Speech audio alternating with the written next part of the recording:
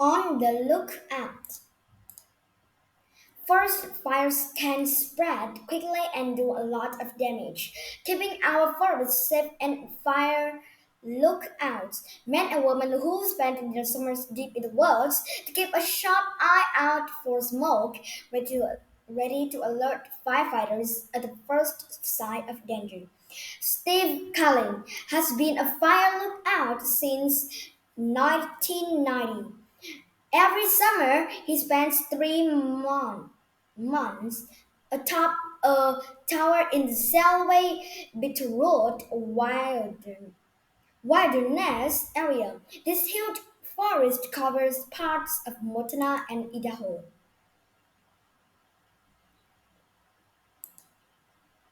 Interviewer: how did you become a lookout? Steve: I was hiking and met a wilderness rangers. We were talking about her job, which was to hike around and check trails and campsites. I thought that sounded like a great way to spend the summer. The Forest Service wasn't hiring any rangers, but they had a fire lookout quit that morning. I went into the ranger station and asked if I could be a lookout. It was the simple in those days. Interviewer: what is your station like? And are there different kinds? Steve: my lookout is a wooden tower 50 feet 15 meter tall with a cabin on top. Is 14 by 14 feet. 4 multiply 4 meter with a peaked roof and a deck around the outside of it. It has 4 walls of windows in good light. I can see 60 to 80 miles, 97 to 129 kilometers in some directions. There are other styles. Some are cabins right on the high ground. Interviewer: how do you travel to and from the station? Steve: it's an 8 mile, 13-kilometer hike. At the beginning of the year, I'll get a helicopter ride to fly up with all of my supplies. Every month, they drop off more stuff, and that's almost always with a helicopter. They bring food and things like paint or a new window if I've broken one.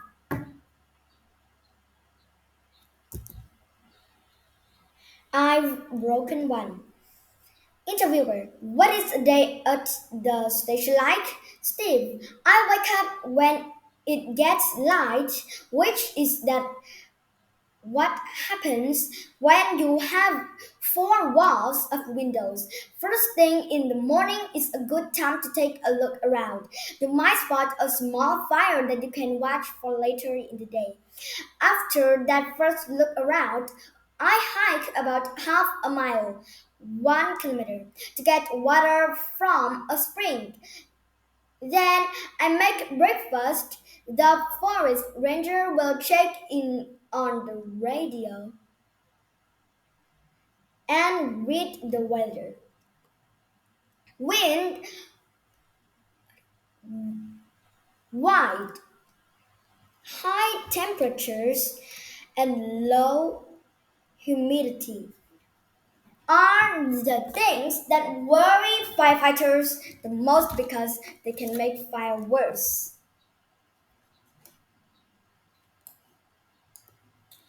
After breakfast is a good time to take care of repairs or painting.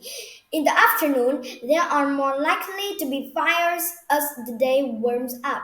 When my 8-hour duty day is done, I'm free to take a hike or do whatever I want. I'm a musician and I bring several instruments and practice while I watch. If I get a spell of wet weather, I'll read books. In the evenings, I come back up, cook dinner, and watch the sunset.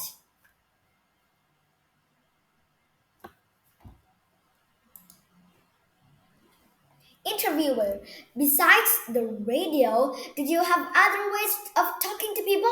Steve, cell phones don't work on my tower and I don't have internet. Some other towers have both. Interviewer, what starts forest fires in remote areas? Steve, mostly the weather when it's hot and dry, the fire danger is higher. In that kind of weather, a train dragging behind a truck can make sparks.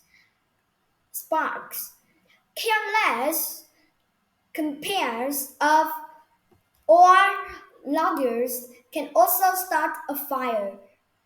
Sometimes a lightning storm with a little rain starts a fire. The rain keeps it's,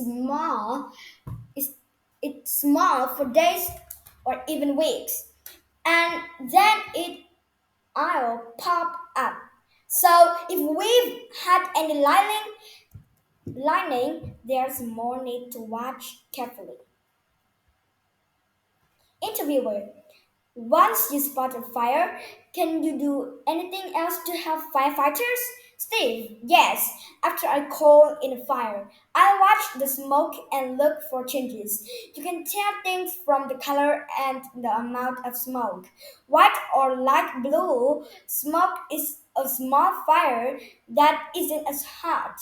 As the fire gets bigger and hotter, it goes from white to blue to brown to black. If I can see the base of the fire, I can also talk about how it's moving. Interviewer, have you ever had to escape a fire? Steve, yes, it's happened 3 times. Twice on Bear Mountain Lookout. I had to leave the tower in 1994 and then again in 2012. The tower didn't burn either time. It wasn't really scary until I was flying away in the helicopter afterward. Then the danger I was in hit me. Before that, I needed to pay attention to my job and to tell firefighters about the fire. Interviewer, how often are there big fires? Steve, more and more often in the last few years because the climate has changed. It's hotter and drier and windier. Oftentimes, they'll allow small fires to burn because it's a natural part of a healthy ecosystems. Last summer, everything was so hot and dry that as soon as fires were spotted, they grew very quickly. Interviewer, what's the best thing about being a lookout and what's the hardest thing? Steve, well, the best thing is living on top of a mountain. I spent the whole summer between the earth and the sky. The days are really long and slow. The light comes sideways into the windows of sunset. It's beautiful. The other really wonderful thing about being a lookout is helping to care for the land, taking care of nature and making sure it's there in the future. Large wild places are important for people to enjoy recreationally. They're also where our drinking water comes from and where oxygen comes from. We need to protect our environment. Helping to care for that is a really great feeling. One of the hardest things is coming back into the world after the summer is hard to leave my family and friends. But then coming back is so jarring. Everything moves so quickly and the world feels so busy and loud and cluttered. You get used to the quiet.